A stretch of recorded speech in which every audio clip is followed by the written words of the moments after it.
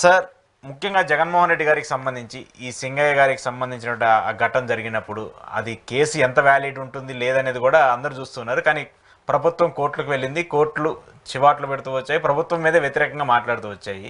ఒక విధంగా జగన్మోహన్ రెడ్డి గారికి ఓవర్ లభిస్తూ వచ్చింది. ఈ పరిణామాన్ని చూసినప్పుడు కక్షపూరితంగా కావాలని చేసింది అనుకోవాలా, లేదంటే జగన్మోహన్ రెడ్డి గారికి బయట వస్తున్నటువంటి ఆ క్రేజ్ కోసం ఆపాలని చేసినట్టు అనుకోవాలా? సార్, చాలా ఇంపార్టెంట్, అత్యంత మమ్మల్ని అలజడికి గురి చేస్తున్నటువంటి అంశం జగన్ గారి భద్రత. శ్రీ జగన్మోహన్ రెడ్డి గారు ప్రతిపక్ష నేతగా Z+ సెక్యూరిటీ కలిగి ఉన్నాడు. దాన్ని ఈ రాష్ట్ర ప్రభుత్వం నిరాకరించింది. ఒక బుల్లెట్ ప్రూఫ్ వెహికల్ని ఇవ్వమంటే డొక్కు వెహికల్ని ఇస్తే అది ఎక్కడికక్కడ మొరాయిస్తుంటే ప్రభుత్వ అనుమతితోటి ఒక ప్రైవేట్ సొంతంగానే ఆ వెహికల్ని కొనుక్కున్నటువంటి పరిస్థితి అందరూ చూశారు. ఈ రాష్ట్రంలో పరిస్థితి చంద్రబాబు గారి పరిపాలన ఎలా ఉంది అంటే, జగన్మోహన్ రెడ్డి గారికి వచ్చేటటువంటి జనాదరణ, ఎక్కడ సభలు పెట్టినా ఎక్కడికి వారు వెళ్ళినా తండోపతండాలుగా పెద్ద ఎత్తున జన సముద్రంగా మారిపోతున్నటువంటి ఆ ప్రాంతాలను చూస్తే కడుపు మండిపోతుంది. చంద్రబాబు నాయుడు గారికి, పవన్ కళ్యాణ్ గారికి, కూటమి నేతలందరికీ. వారి సభలకేమో జనాలు ఎక్కడా కనపడట్లేదు, ఎక్కడికి పోయినా కానీ వారికి వ్యతిరేకత వస్తుంది. ఒక సంవత్సరంలో ఈ ప్రభుత్వం మీద ఇంత తిరుగుబాటు ప్రజల్లో, రైతుల్లో, విద్యార్థుల్లో, ఎంప్లాయీస్లో ఏ దేశంలోని ఏ ప్రభుత్వం మీద రాలేదు. నేను జగన్మోహన్ రెడ్డి గారి భద్రత గురించి ఆందోళనకరమైనటువంటి అనుమానాలని ఇవాళ మీ ద్వారా రాష్ట్ర ప్రజలకు కూడా తెలియపరచాలనుకుంటున్నా. నేను అడుగుతున్నాయా, నువ్వు చెక్ పోస్టులు పెట్టి పల్నాడులో 100 మంది పోలీసుల్ని అడ్డం పెట్టి ప్రజల్ని రాకుండా చేయాలని నువ్వు ప్రయత్నం చేశావు.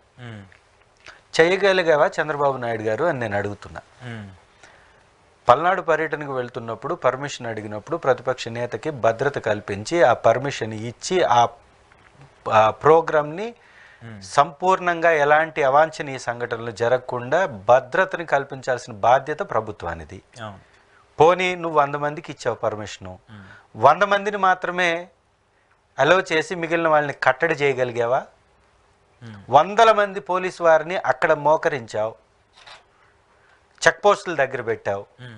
అదే 100 మంది పోలీసుల్ని జగన్ గారి కాన్వాయ్ చుట్టూ కానీ పెట్టున్నట్లయితే నిజంగా ఈ సంఘటన ఒకవేళ జరుగుంటే జరిగేదా? నేను అడుగుతున్నా మిమ్మల్ని. ఆ వెహికల్ పక్కన ఒక 10 మంది పోలీసులు ఉన్నా ప్రమాదం జరిగే అవకాశం ఉంటుందా? కారు 2-3 కిలోమీటర్లు/అవర్ ప్రయాణం చేసేటప్పుడు అసలు ప్రమాదం జరిగే అవకాశం ఉంటుందా? మీరే చూపించినటువంటి వీడియో ఏదైతే మీరే కోర్టుకు చెప్పారు, మీరు గమనించినట్లయితే కోర్టుకి 3 సార్లు వాయిదాలు అడిగారు. ఇప్పుడు కూడా అడిగారు 3 సార్లు వాయిదాలు. నీ దగ్గర ఆధారం ఉంటే వాయిదా ఎందుకు? ఆధారం లేకపోతే కేసు ఎందుకు కట్టావు? కేసు కట్టడానికి నీ ఆధారం ఏంటి అంటే సోషల్ మీడియాలో ఒక వీడియో వైరల్ అయింది, అది మేము డౌన్లోడ్ చేసామంట. ఒకవేళ ఆ డౌన్లోడ్ చేసిన దాన్ని బట్టే నువ్వు కేసు కట్టుంటే ఆ డౌన్లోడ్ చేసినటువంటి వీడియో ఒరిజినలా కాదా అని నిర్ధారించే ఫారెన్సిక్ రిపోర్టు ఎక్కడుంది? మధ్యాహ్నానికి వీడియో మార్నింగ్ రిలీజ్ చేస్తారు, మధ్యాహ్నానికి ప్రెస్ మీట్ పెడతాడు ఎస్పీ, సాయంత్రానికి కేసులు కట్టేస్తారు.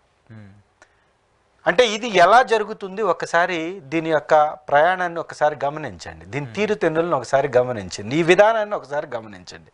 జగన్మోహన్ రెడ్డి గారికి భద్రత కల్పించాల్సిన చోట భద్రత కల్పించట్లేదు, అవసరం లేని చోట చెక్ పోస్టులు పెట్టి నియంత్రించేటటువంటి కార్యక్రమం. పోనీ అదన్నా సక్రమంగా చేశారా అంటే 100 మందికి పైన వచ్చారంటున్నారు కదా. మేము ఎక్కడా కూడా మీరు తండోపతండాలుగా తరలిరాండి అని జగన్మోహన్ రెడ్డి గారు చెప్పారా? పిలిపించాడా? పిలిపించాడా? పోనీ వైఎస్ఆర్ కాంగ్రెస్ పార్టీ పిలిపించిందా రాండి అని? పిలిపివ్వలేదు కదా. ఇంటెలిజెన్స్, మీ ప్రభుత్వ ఇంటెలిజెన్స్ విభాగం వారు 60,000 మంది వచ్చారని రిపోర్ట్ ఇచ్చారు. 60,000 మంది వచ్చేటటువంటి ఒక సభకి నువ్వు కల్పించిన సెక్యూరిటీ ఎంత? ఒకవేళ సెక్యూరిటీ కల్పించి ఉంటే ఆ సెక్యూరిటీ వాళ్ళు 4 రోజుల దాకా ఆ సంఘటన గురించి మీ పోలీస్ వ్యవస్థకి వివరించలేదా? ఆ సంఘటన జరిగి ఉంటే, అక్కడ పోలీసులు ఉండి ఉంటే, ఆ వ్యక్తి ఆ కారు కింద పడి ఉంటే పక్కకు తీసినప్పుడు ఆ వ్యక్తి ఏ కారు కింద పడ్డది ఇమీడియట్గా తెలియదా? వారి తెలిసినప్పుడు మీరు అదే రోజు 18వ తారీఖు యాక్సిడెంట్ జరిగిన రోజు మీరు ప్రెస్ మీట్ పెట్టి ఎస్పీ గారు ఇచ్చినటువంటి కార్ సఫారీ, జగన్మోహన్ రెడ్డి గారి కారు ఫార్చునర్, రెండు వేరు, అది వైట్ కార్, ఇది బ్లాక్ కార్. పోనీ కార్లో కలర్ని బట్టి ఏమన్నా మారుతుందంటే బ్రాండు వేరు, కలరు వేరు, అన్ని వేరు, అది వాళ్ళు చెప్పినటువంటి స్థలము వేరు. సో ఈ మూడిట్లో ఎక్కడా పొందడం లేదు.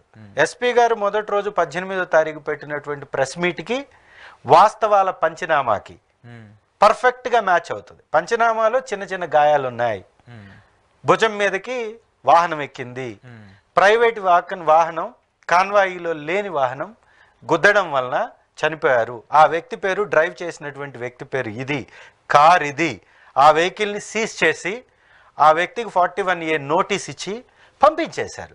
ఇది పంచనామా రిపోర్ట్లో కూడా చాలా క్లియర్గా ఆ దెబ్బలు కూడా కనపడుతున్నాయి. అదీ కాకుండా ఒక వీడియో, సింగయ్య గారు కాలు మీద కాలు వేసుకున్నటువంటి వీడియో, అంబులెన్స్ వచ్చినప్పుడు కూడా ఆయన కదులుతున్నటువంటి వీడియో, వాటర్ తాగుతున్నటువంటి వీడియో, ఇవన్నీ కనపడుతున్నాయి.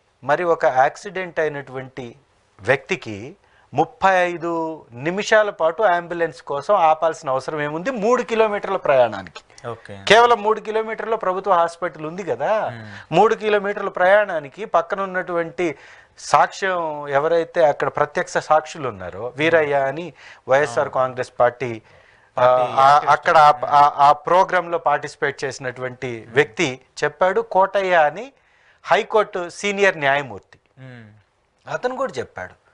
ప్రెస్లో మాట్లాడారు వాళ్ళు ఏమన్నారు? అతను చనిపోయే పరిస్థితిలో కనపడలేదు, చాలా స్పష్టమైనటువంటి ఆధారాలతో మేము చెప్పగలుగుతున్నాం, మేము అక్కడే ఉన్నాము, ఆటోని తీసుకొచ్చి ఆటోలో ఎక్కించాలంటే అక్కడ ఉన్నటువంటి పోలీస్ ఏఎస్ఐ వద్దు, ఆటో వద్దు, వెహికల్ వస్తుందని ఆపారు.